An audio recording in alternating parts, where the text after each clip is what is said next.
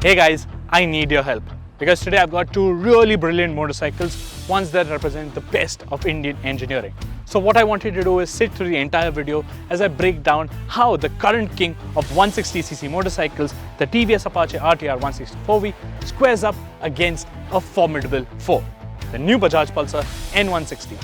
And by the end of this video, you help me decide which one is the winner.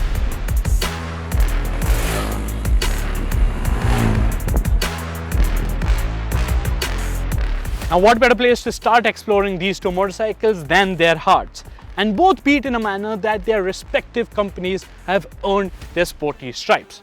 So much like everything TVS does, the RTR 164V too has been developed and fine-tuned around the racetrack numerous times in order to make it such a wonderful package. And as a result, this is the most powerful motor that you'll find in the 160cc sporty commuter space. But surprise, surprise, it's actually the Pulsar that is the quicker motorcycle. Shocking, right? Because this Pulsar is 1.5 PS less and weighs 6 kgs more than the RTR. But it is actually the wider torque band and free revving nature of this motor that helps it eke out a narrow victory over the RTR in the sprint to 80 kmph. And to 100, this narrow gap extends to nearly a second and a half. What kind of sorcery is this? Even though the RTR has the power advantage, it isn't able to use that as well because this extra power arrives pretty high in the rev range. While you can hold each gear for longer, on a 160cc motorcycle, you aren't really gaining as much speed. And with gear shifts to account for, the gap between the two becomes even more prominent. Perhaps the soon-to-arrive mild update version that we spotted recently brings it back in the RTR's favor, eh? The wider torque spread also helps in making the Pulsar a better, effortless commuter.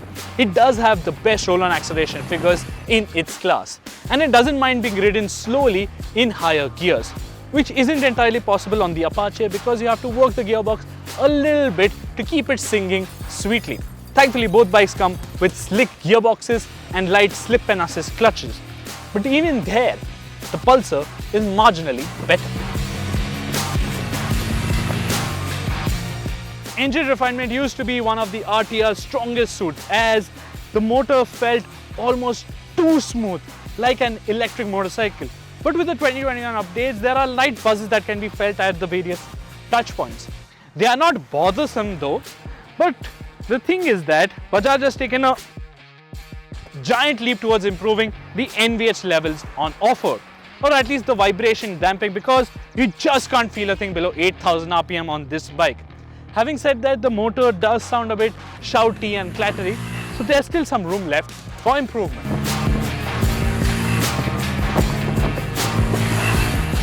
Be it at the racetrack or at your favorite set of twisties, the objective always remains to give you maximum thrills while going around bends. And that's where the Apache's race-honed chassis instills great confidence when riding the bike fast and hard. And you can even carry a lot of pace into corners without getting too flustered. The Pulsar doesn't lag that far behind the Apache though. Yes, the front wider section tire doesn't allow for as sharper turn-ins, and even the firmer suspension tune means mid-corner bumps aren't soaked up with as much ease. But as it is, the Pulsar remains a fun-to-ride motorcycle, but the edge here is with the Apache.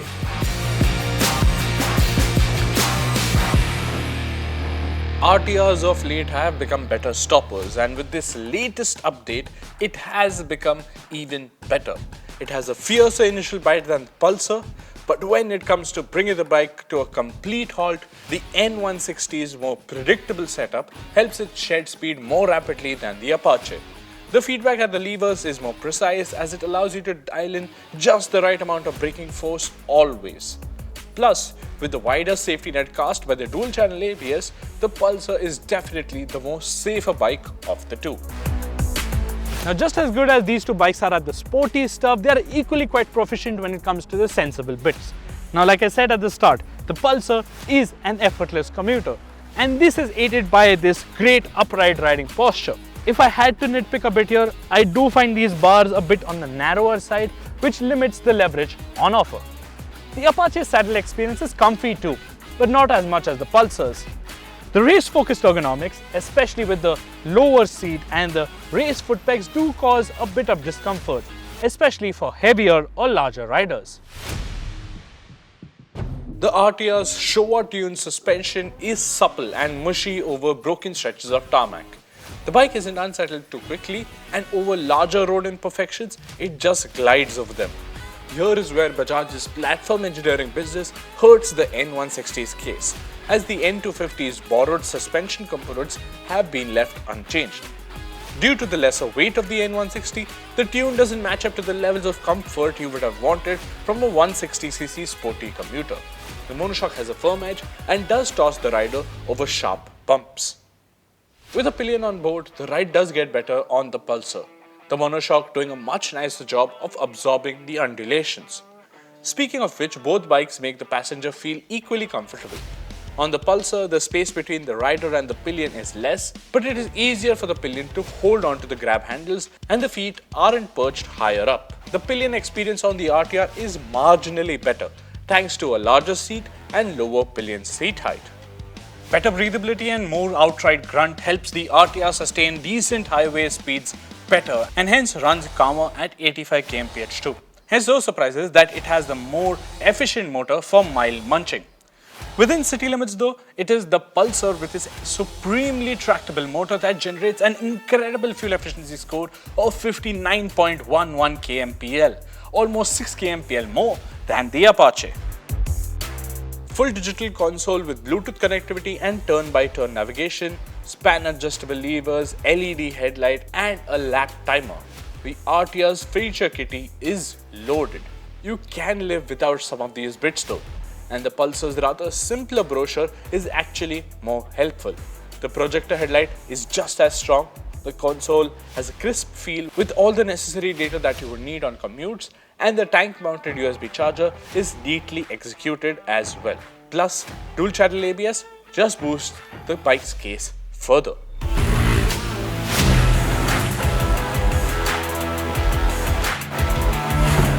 Now that you know the great bits about both of these motorcycles, please help me reach a verdict, because I can't pick one over the other. It's like picking who the GOAT is, Cristiano Ronaldo or Lionel Messi.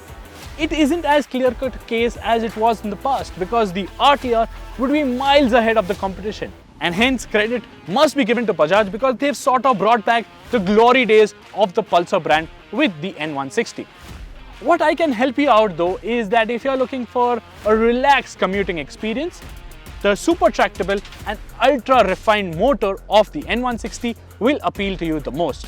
The RTR continues to balance its sporty traits with the sensible stuff quite well, and is still a great starter tool for those who are looking for bigger and meaner sports machines in their future.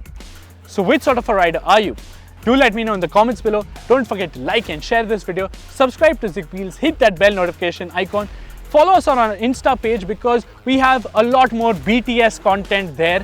And until next time, thank you for watching.